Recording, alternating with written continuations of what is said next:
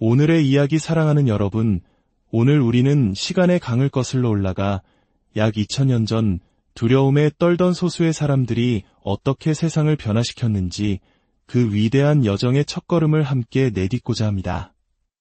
예수님께서 하늘로 돌아가신 후 남겨진 제자들은 마치 거친 바다 한가운데 떠있는 작은 배와 같았습니다. 그들은 무엇을 해야 할지, 어디로 가야 할지 막막했습니다. 하지만 역사는 기록합니다.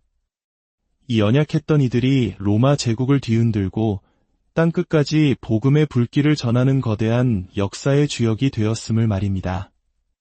그들의 비밀은 무엇이었을까요? 그들에게는 우리가 상상할 수 없는 특별한 무기가 있었습니다.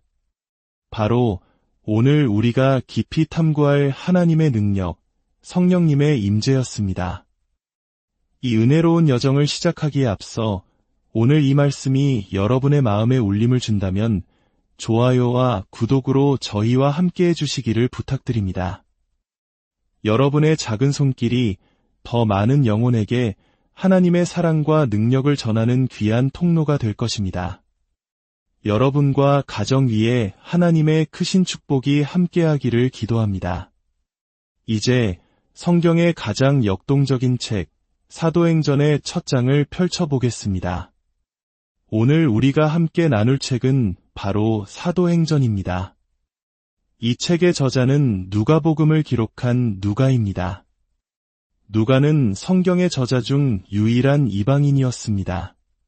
하나님께서는 의사였던 이 이방인 누가의 손을 통해 예수님의 생애와 초대교회의 탄생과 성장이라는 두 편의 위대한 드라마를 기록하게 하셨습니다. 그런 의미에서 사도행전은 누가복음의 속편, 즉 그 두 번째 이야기라고 할 수 있습니다. 사도행전 1장 1절을 보면 이 책이 데오빌로라는 인물에게 보내는 편지 형식으로 쓰여 있음을 알 수 있습니다. 데오빌로는 헬라어로 하나님을 사랑하는 자라는 아름다운 뜻을 가진 이름입니다. 몇몇 학자들은 이것이 특정 인물이 아니라 하나님을 사랑하는 모든 교회 공동체를 가리키는 상징적인 이름이라고 해석하기도 합니다. 하지만 더 많은 학자들은 데오빌로가 실제로 존재했던 인물이며 아마도 로마의 고위 관리였을 것으로 추정합니다. 당시 사회적 배경을 생각해보면 더욱 흥미롭습니다. 의사였던 누가는 아마도 이 데오빌로라는 유력한 인물의 후원을 받아 이 귀한 기록을 남겼을 가능성이 큽니다. 한 사람의 헌신이 어떻게 인류의 역사를 바꾸는 위대한 기록을 남기게 했는지 생각하면 가슴이 뭉클해집니다. 사도행전은 그 이름처럼 사도들의 행적을 기록한 책입니다. 하지만 더 깊이 들여다보면 이 책의 진정한 주인공은 사도들이 아닙니다. 이 책의 진짜 제목은 사도들을 통해 일하신 예수 그리스도의 행적, 혹은 성령님의 행적이라고 불러야 마땅할 것입니다. 연약하고 평범했던 어부들과 세리들이 어떻게 담대하게 복음을 전하고 수많은 기적을 행하며 죽음의 위협 앞에서도 흔들리지 않을 수 있었을까요? 그들의 힘이 아니었습니다. 바로 그들 안에, 그리고 그들 위에 임하신 성령의 능력이었습니다. 이제 사도행전 1장 1절부터 11절까지의 말씀을 통해 예수님께서 승천하시기 직전 제자들에게 남기신 마지막 약속과 명령을 들어보겠습니다. 데오빌로여, 내가 먼저 쓴 글에는 무릇 예수께서 행하시며 가르치시기를 시작하신부터 그가 택하신 사도들에게 성령으로 명하시고 승천하신 날까지의 일을 기록하였노라. 그가 고난 받으신 후에 또한 그들에게 확실한 많은 증거로 친히 살아계심을 나타내사 40일 동안 그들에게 보이시며 하나님 나라의 일을 말씀하시니라. 사도와 함께 모이사 그들에게 분부하여 이르시되 예루살렘을 떠나지 말고 내게서 들은 바 아버지께서 약속하신 것을 기다리라. 요한은 물로 세례를 베풀었으나 너희는 몇 날이 못되어 성령으로 세례를 받으리라 하셨느니라. 예수님은 부활하신 후 40일 동안 제자들과 함께 계시며 하나님 나라의 비밀을 가르치셨습니다.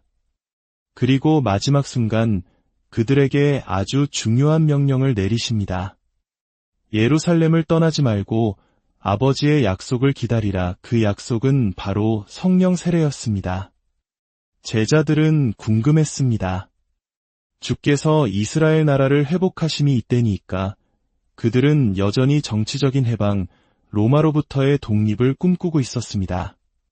그러나 예수님의 계획은 그들의 생각보다 훨씬 더 위대하고 광대했습니다.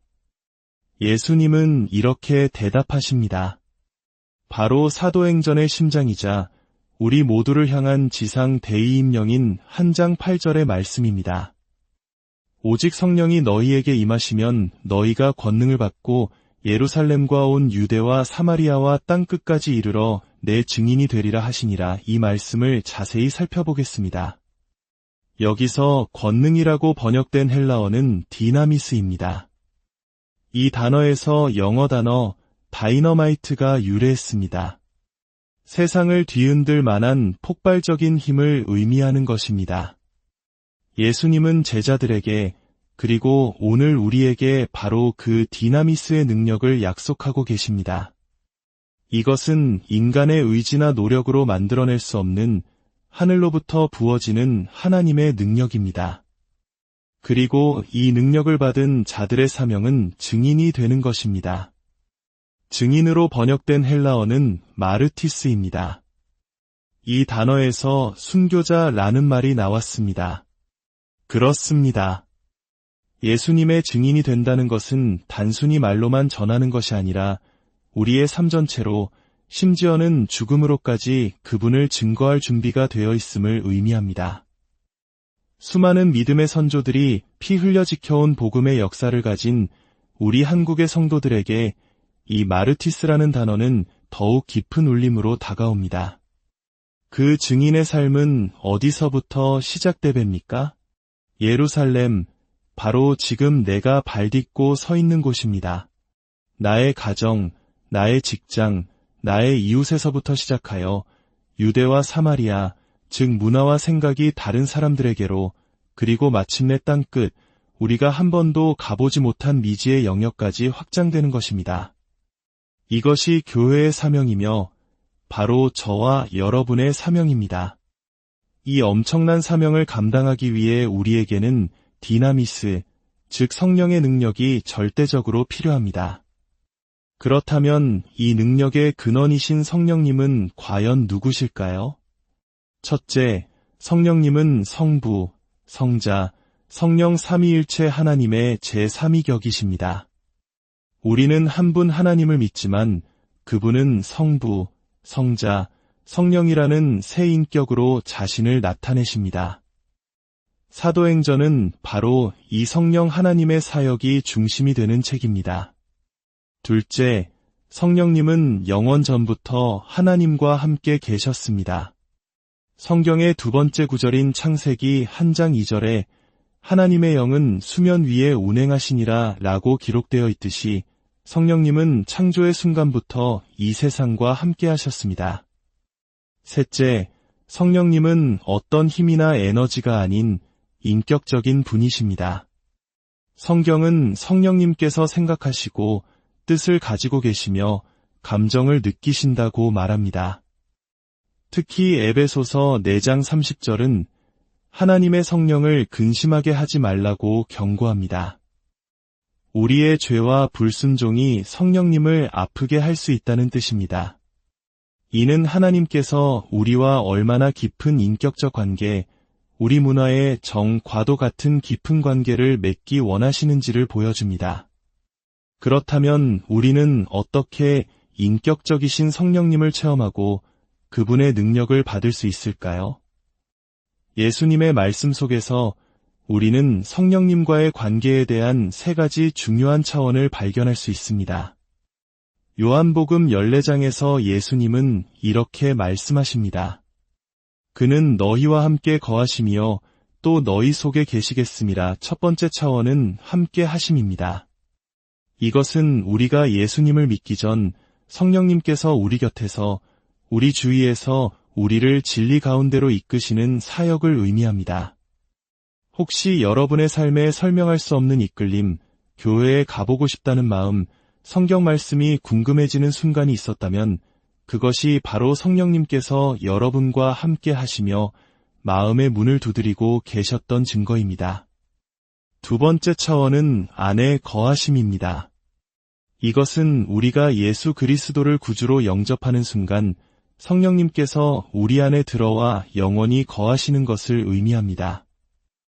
요한복음 20장에서 부활하신 예수님은 제자들을 향해 숨을 내쉬며 성령을 받으라고 말씀하셨습니다. 이 순간 제자들은 거듭났고 성령님은 그들 안에 내주하시게 되었습니다. 구원받은 모든 성도 안에는 바로 이 성령님이 거하고 계십니다. 우리는 걸어 다니는 하나님의 성전인 것입니다. 많은 사람들이 여기서 멈춥니다. 구원받았고 내 안에 성령님이 계시니 그것으로 충분하다고 생각합니다. 하지만 예수님의 약속은 여기서 끝나지 않았습니다. 세 번째 차원, 바로 사도행전 1장 8절이 말하는 위의 임하심입니다. 오직 성령이 너희에게 임하시면 이것은 내 안에 계신 성령님께서 나의 전 존재를 압도하고 나를 완전히 사로잡아 그분의 능력으로 충만하게 채우시는 경험, 바로 성령 세례 혹은 성령 충만을 의미합니다. 이것은 구원받은 성도가 하나님의 일을 감당할 능력을 받기 위해 반드시 경험해야 할 차원입니다. 컵 안에 물이 담겨 있는 것과 그 컵이 거대한 폭포수 아래 잠기는 것은 완전히 다른 차원입니다. 예수님은 제자들이 단지 성령을 소유하는 것을 넘어 성령의 능력에 완전히 압도되기를 원하셨습니다.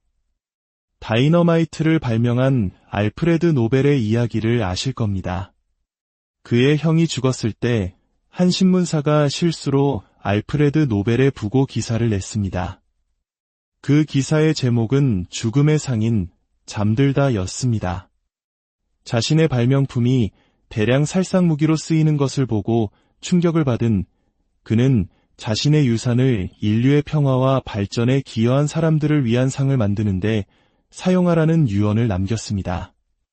이것이 바로 노벨상의 시작입니다.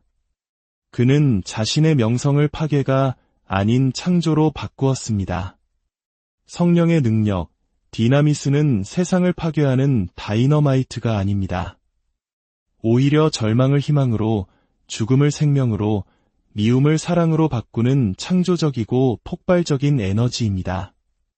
오늘날 많은 그리스도인들이 구원은 받았지만 죄 앞에서 무기력하고 복음을 전하는 데 두려움을 느끼며 신앙생활의 기쁨을 잃어버린 채 살아가고 있습니다. 혹시 여러분의 이야기는 아닙니까? 이것이 정말 전부일까?